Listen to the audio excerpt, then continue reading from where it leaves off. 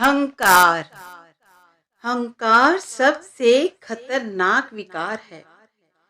किसी दूसरे को छोटा या घटिया समझना मानो अपने सृजनहार को छोटा और घटिया समझना है। पूर्व कर्मों के कारण हर प्राणी अलग अलग रूप और अवस्था में विचरण करता है, परंतु आत्मा सब में एक समान है। जब सबकी आत्मा एक समान है, परमात्मा की अंश है, तो किसी की भी निंदा करना सृजनहार की निंदा है।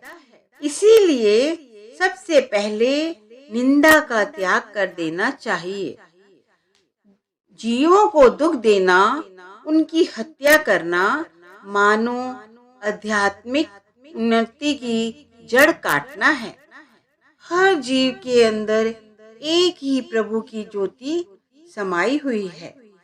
एक तरफ किसी को दुख देना या जीवों की हत्या करना और दूसरी तरफ प्रभु की भक्ति में उन्नति कर पाना, ये तो दिन और रात को इकट्ठा करने के समान असंभव है। साधक को चाहिए कि कठोर वचनों द्वारा किसी का दिल न दुखाए, वे मधुर भाषी हो।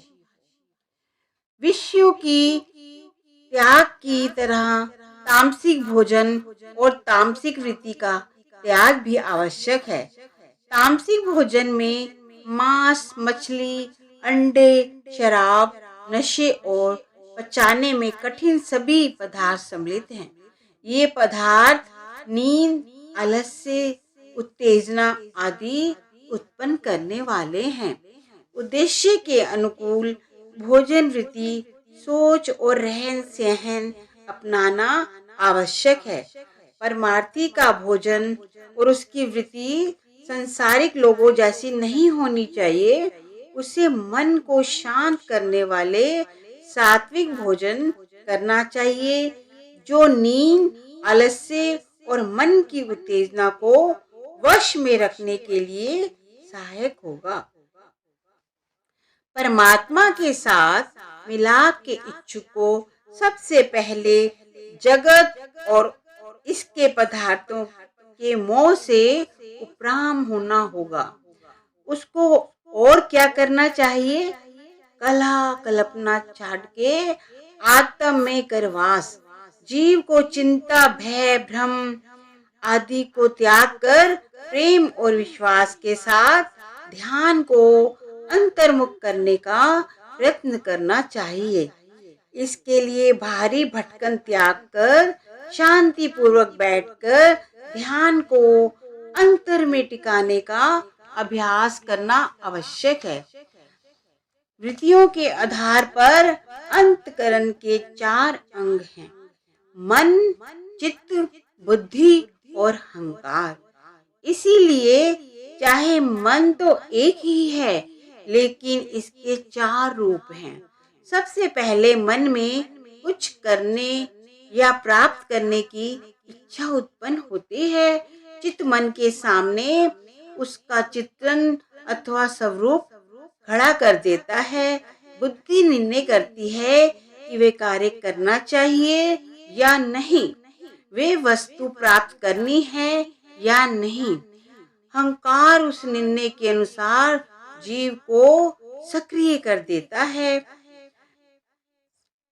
सबसे पहले शरीर को पूर्णतः स्थिर करना चाहिए। उसके बाद मन को इस तरह शांत कर लेना चाहिए कि इसमें कोई इच्छा या संकल्प उत्पन्न ना हो और ना ही चित्त, बुद्धि और अहंकार को कार्यशील होना पड़े। भाव ये है कि मन में किसी वस्तु या पदार्थ का विचार ना उठे और पूरी तरह से परमात्मा के नाम सुमरन में लगा रहे। मन की 3 अवस्थाएं: निश्चल, लागे, ध्यान। इसके अनुसार मन को पिंडी मन, अंडी मन और ब्रह्मंडी मन कहा जाता है। स्थूल शरीर में पिंडी मन, सूक्ष्म शरीर में अंडी मन और कारण शरीर में ब्रह्मांडी अर्थात निज मन कार्यशील होता है। जब अनंत शब्द के साथ जुड़कर मन और आत्मा त्रिकुटी में पहुंच जाते हैं तो निज मन अपने स्रोत में समा जाता है, क्योंकि मन का स्रोत ही दूसरा आंतरिक मंडल त्रिकुटी है। मन से अलग हुई आत्मा तीसरे आंतरिक मंडल में पहुंच जाती है। जब शरीर, मन और इंद्रियों की पकड़ से स्वतंत्र हुई आत्मा उस मंडल में अपने वास्तविक स्वरूप को प्राप्त कर लेती है और परमात्मा के साथ मिलाप करने के योग्य बन जाती है। शुरू में ध्यान करने वाले जीव, ध्यान और उसका ध्यान किया जाता है, ये तीनों अलग अलग होते हैं। जब साधक पूर्ण एकाग्रता द्वारा एक चित होकर अपनी सूरत और निरत अर्थात आत्मिक शक्तियों को शब्द में लीन कर देता है तो ध्यान करने वाला ध्यान और जिसका ध्यान किया जाता है वे त्रिपुटी समाप्त हो जाता है और ये तीनों एक हो जाते हैं। ये भाव ये है कि सूरत और निरत के शब्द में लीन होने से आत्मा परमात्मा में समाकर परमात्मा का रूप हो जाती है।